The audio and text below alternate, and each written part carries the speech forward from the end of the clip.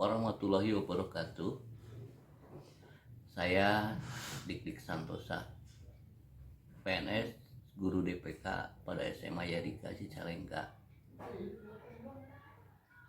dengan unit kerja Induk SMA Negeri 1 Cicalengka, mengajar bahasa Indonesia kelas 12. Dan hari ini saya akan memberikan materi yang berhubungan dengan surat lamaran kerja.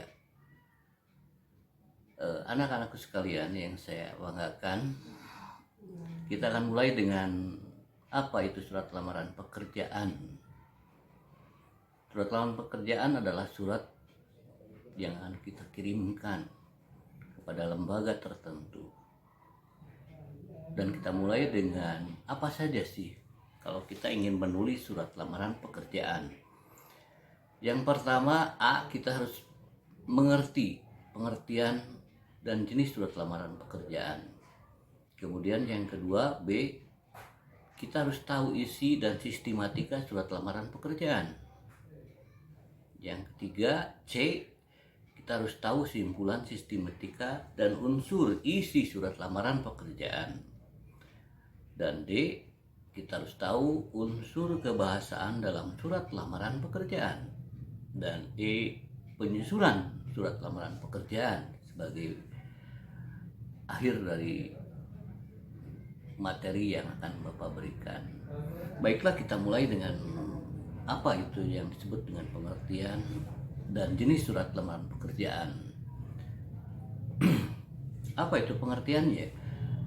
Surat lamaran pekerjaan itu merupakan jenis surat pribadi resmi tentang permohonan pekerjaan kepada kantor, perusahaan, atau instansi tertentu. Itu pengertiannya. Kemudian apa sih fungsi dari surat lamaran pekerjaan? Tentu ada fungsinya. A, atau yang pertama, sebagai tanda bukti tertulis pengajuan kita melalui surat permohonan pekerjaan. Kemudian apa fungsi yang kedua? Sebagai media atau alat komunikasi. Artinya kita berkomunikasi melalui surat. Kemudian C, atau ketiga, sebagai bahan pertimbangan bagi perusahaan ataupun lembaga tersebut untuk mempertimbangkan atau menerima pekerjaan yang kita ajukan, yang kita lamar. Apabila sesuai, tentu akan dibalas dengan surat balasan lamaran pekerjaan yang menyatakan mungkin diterima atau ditolak. Berikutnya, menurut jenisnya, pembuatannya, surat lamaran pekerjaan ada dua. Yang pertama, ada surat lamaran pekerjaan yang digabungkan dengan daftar riwayat hidup atau dengan istilah kurikulum vitae.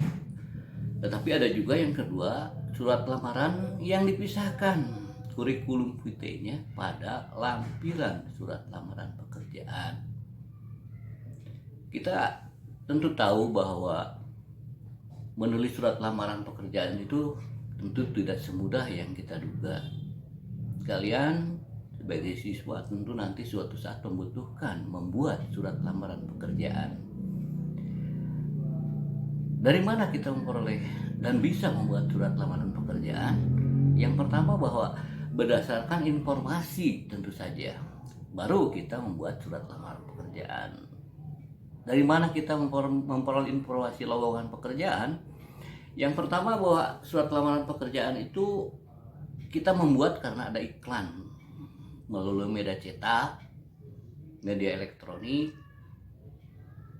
ya, atau media lain. Kemudian surat lamaran pekerjaan juga bisa berdasarkan informasi. Informasi dari siapa? Tentu informasi dari orang-orang tertentu yang memberikan informasi kepada kita.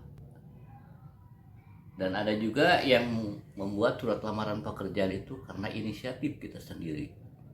Ya. Nah, itu kalau kita lihat apa dasar kita membuat surat lamaran pekerjaan. Kemudian kita harus tahu bahwa surat lamaran itu ada bagian isi dan sistematika surat lamaran pekerjaan. Apa itu isi surat lamaran pekerjaan? Ya, kemudian ada aspek penting dalam isi surat lamaran pekerjaan. Ya, isi surat lamaran pekerjaan yaitu informasi yang tertulis dalam surat lamaran pekerjaan. Surat lamaran pekerjaan berarti surat permohonan seseorang pelamar agar diterima bekerja di tempat yang kita lamar. Kemudian apa saja sistematikanya? Ya, kita tahu bahwa sistematika dalam surat lamaran pekerjaan itu ada beberapa bagian. Ya, yang pertama bahwa ada titik mangsa di mana kita menuliskan kapan kita memulai atau menulis surat lamaran pekerjaan. Dan kemudian ada juga yang disebut dengan bagian lampiran. Ya, nanti kita jelaskan secara terperinci apa itu lampiran surat. Ya, di situ dalam arti bahwa ada hal atau perihal, ada lampiran. Nah, maka lampiran di sini adalah dikatakan dengan bagian yang melengkapi. Apa saja sih bagian-bagian yang melengkapi surat lamaran itu? Ada beberapa lembar yang kita ingin lampirkan sesuai dengan jumlah yang kita punya di dalam kualifikasi surat lamaran tersebut. Yang utama adalah mungkin lampiran ijazah, kemudian juga ada lampiran KTP, kemudian juga ada lampiran surat kelakuan baik, mungkin juga ada surat-surat lain seperti sertifikat dan lain sebagainya. Itu tergantung jumlah yang kita miliki. Dan jangan lupa ada lampiran foto sebagai bukti ya untuk kita melihat siapa gerangan yang melamar.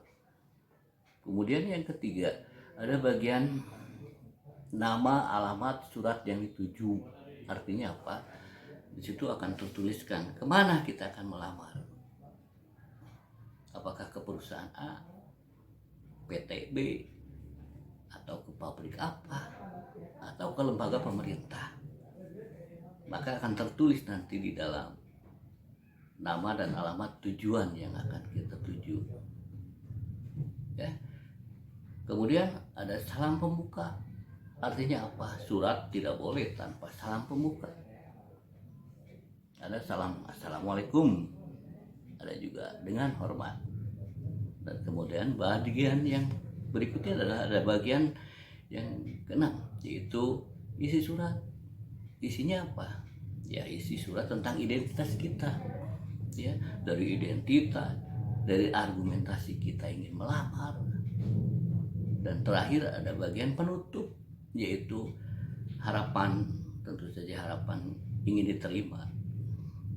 Dan jangan lupa ucapan terima kasih, ya, karena apapun kita harus berterima kasih terlebih dahulu. Dan yang terakhir salam penutup, dibubuhi tanda tangan dan diteruskan dengan nama jelas si pelamar. Nah, itu saja yang bisa saya sampaikan. Nanti kita akan teruskan pada pertemuan berikutnya yang akan kita bahas mengenai bagaimana itu surat lamaran secara struktur, secara kebahasaan, dan secara sistematikanya. Ya, lebih kurang nanti saya akan jelaskan. Mohon maaf apabila penyampaiannya terlalu cepat. Kita akan buat nanti di akhir dari pertemuan ini adalah penugasan membuat surat lamaran kerja. Karena suatu saat kalian semua siswa siswi membutuhkan bagaimana menulis surat lamaran yang baik dan benar sesuai dengan kaidah bahasa Indonesia. Terima kasih. Wassalamualaikum warahmatullahi wabarakatuh.